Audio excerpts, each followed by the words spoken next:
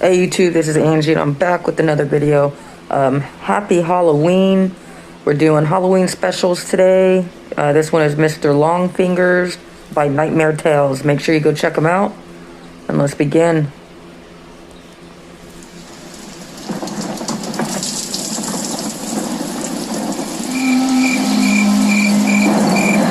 My grandma used to tell me scary stories when I was little.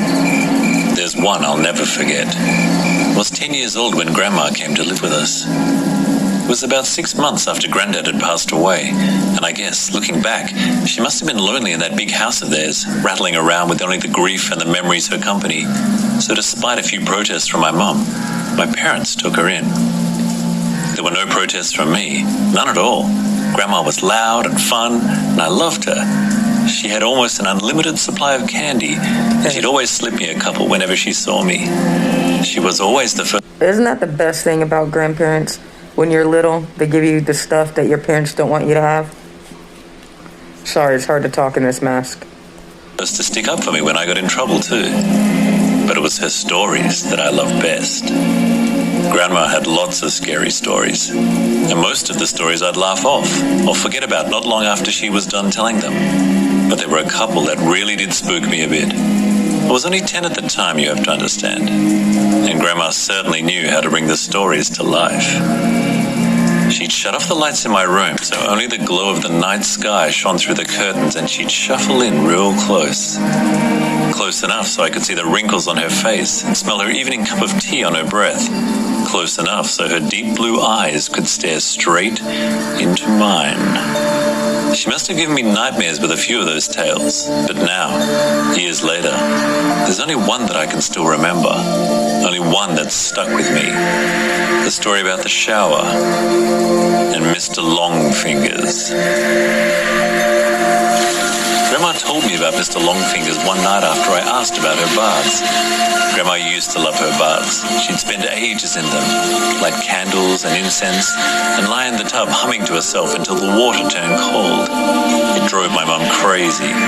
But when I asked her why she loved them so much, she said it was the only place that she could relax. It was the only place that was safe for her to relax. You know, people like me who are, well, more sensitive to certain things, we have to take baths, she told me seriously one night, shuffling closer on the bed. I couldn't possibly spend that long in the shower. It'd be far too risky. Grandma stared at me with those blue eyes of hers, unsmiling. And I knew it was time for one of her stories, one of the scary ones. I shivered with pleasure and pulled the covers up to my chin. Why is it risky, Grandma? I used to love story time, but I would get so scared. Like, I had to have the closet door shut, I had to have a nightlight on, and the door cracked open. She half turned to look out the window, watching me from the corner of her eye, pausing for effect. I waited, feeling my heart rate pick up ever so slightly in my chest. Well, she said after a moment, it's only risky if you close your eyes, of course. If you close your eyes for longer than 10 seconds. What do you mean? Why? Well, do you ever play that game in the playground with your friends? The one where someone turns their back and the others sneak up on them when they're not looking? I nodded, and Grandma nodded back. Exactly.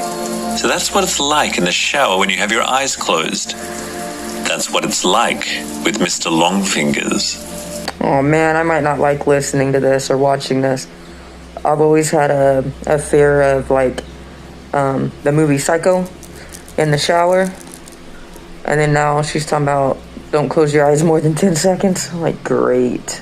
A cold itch tickled my back. Who's Mr. Longfingers, Grandma? She let out a deep breath, as if she wished she hadn't said anything, and turned her head back to face mine. When she next spoke, she lowered her voice. No one knows exactly, Grandma whispered. Some think it's a creature that's attracted to the heat and the smell we give off in there. Others think it's a demon that finds its way into our realm through the dense steam clouds. No one can say for sure, because the only ones who have actually seen Mr. Longfingers aren't ever going to be able to tell you. I pulled in a breath. Why not? then Grandma shuffled closer along the bed and leaned towards me, leaving my question hanging in the air. Don't you worry about it, sweetheart. Don't worry your pretty head. As long as you remember the rules, you'll be fine. What rules? Well, when you're in the shower, you try not to close your eyes for too long. 5 seconds is fine, and 10 is just about okay too. But any longer than that, then what? Well, any longer than that, and you may just start to feel something in the room with you, something watching. And if you ever go longer than 15 seconds, that's when you might start to hear a noise too. Hear what? The soft tap, tap, tap of fingers on glass. Fingers drumming against the glass door of the shower. If you do ever hear that noise, God forbid, will you make me a promise? What, Grandma? What? Promise me you'll never open your eyes. I barely slept that night. Hardly at all. I'd close my eyes and try to relax, but every time I... That's messed up. You got your grandkid all scared and shit. Bad parenting. Did, I'd imagine a face pressed against my bedroom window, staring in at me. And when I did finally get to sleep, I had nightmares, bad ones. I had them all week, in fact. Dreams about disembodied eyes watching me in the dark, and long fingers reaching out to touch my exposed skin. It wasn't any better when I was awake either. Oh, really? The shower was the worst. That's when Grandma's story really got to me. I'd never thought about it before, but suddenly I had trouble shutting my eyes in there.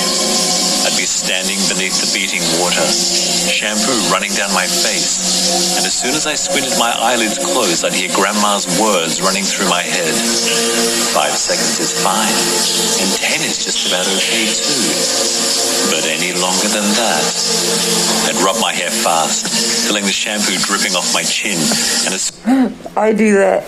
I go in there and I just hurry up, so that way I can open my eyes. Yeah. Scary movies got me. as soon as I'd counted past 5 seconds, I'd feel it. A sort of pressure. Not a feeling of being watched exactly, but something close to that. I'd run my fingers faster and faster through my hair, frantically trying to get the suds out, and the ready blackness behind my closed eyes, coupled with the rush of water in my ears, would feel like a held breath, like the silence before a scream. The seconds would race through my mind, and I'd be so desperate to open my eyes again that sometimes I'd do it before my hair was rinsed fully clean, and my eyes would sting with shampoo. But before I shut them again, I'd always be sure to peer out through the stained glass door of the shower cubicle, just to make sure I was still alone.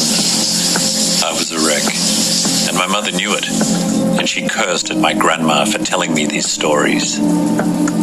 Grandma came to visit me in my room the following night. At that time, as she perched on the end of my bed, there were no stories, nothing like that. Grandma just sat there and stared down at me, her blue eyes wide and sad. The light from the moon outside my window lit up her wrinkled face. You know, I'd never let anything bad happen to you, don't you? She said after a moment. I nodded my head. I know, Grandma. You know, I wouldn't let you come to any harm. I nodded again. Okay, good. That's good. She looked away from me for a moment, out the window. You know, the things I tell you in the evening are meant to help you, sweetheart. They're meant to toughen you up a bit, protect you. She paused and shook her head. But maybe your mum's right. Maybe I went too far this time. She looked down at me and smiled. But even then, even though I was only 10 years old, I could tell it didn't quite reach her eyes. I'll tell you what, Grandma said. You know what I told you about Mr. Longfingers and the shower? Well, I'm going to make sure you're safe. I'll scare the bastard off. How about that? It won't come back in a hurry if it has to face me. I stared up at Grandma, watching her face glow in the moonlight, and watching her smile down at me. I nodded my head. I was the one who found her. I don't know when exactly it happened, but I guess it was about a week after we had that talk in my room. A week after she told me she wouldn't let me come to any harm. I woke early that morning from a bad dream to a heavy thumping sound. I sat bolt upright in bed. My room was quiet around me, and I couldn't hear anything from the wall that joined my parents' room either. But the house wasn't entirely silent. Floating down the hall, muffled by my closed door, I could hear the sound of rushing water, the noise of the shower. I leapt out of bed and ran down the upstairs hallway, my heart already pounding in my chest. As soon as I reached the closed bathroom door, I started banging on it. A deep terror was welling up inside me like cold water from a well, something I couldn't place, and I kept banging and shouting, "Grandma!" over and over again, even though she didn't respond. Off to my right, I was dimly aware of the voices from my parents' room, the sleepy shuffle of footsteps. But before they had a chance to make it out onto the landing, I'd lifted my hand to test out the door handle, more out of instinct than because I thought it might actually open. But the door wasn't locked. I kept banging with my free hand and swung it suddenly inwards, bringing me face to face with a wall of steam. Heat struck my skin. I squinted my eyes against the damp fog and peered into the bathroom. And before Dad pushed me to one side, before everything around me descended into shouting and tears and chaos, I saw her. I saw Grandma. She was lying naked on the floor in the shower cubicle, the water beating down all around her, blue eyes bulging from her face. One hand was curled around her chest like a dead bird, while the other trailed against the glass of the shower cubicle, the flailing finger marks she'd carved through the steams, still clear and fresh. It was a heart attack that killed her. That's what my dad told me. He said Grandma was old, and the thing had struck her quickly and suddenly. She would have died fast and without pain, Dad said. She wouldn't have suffered. I knew better though. Even as a 10-year-old kid, I knew better. And years later, as an adult, I still know better. It's because all those years ago, when I crept back into the still hot bathroom after the paramedics had taken Grandma's body downstairs, I made sure to check the marks her fingers had carved through the steam glass of the shower cubicle. And those marks weren't just on the inside. Oh, hell no.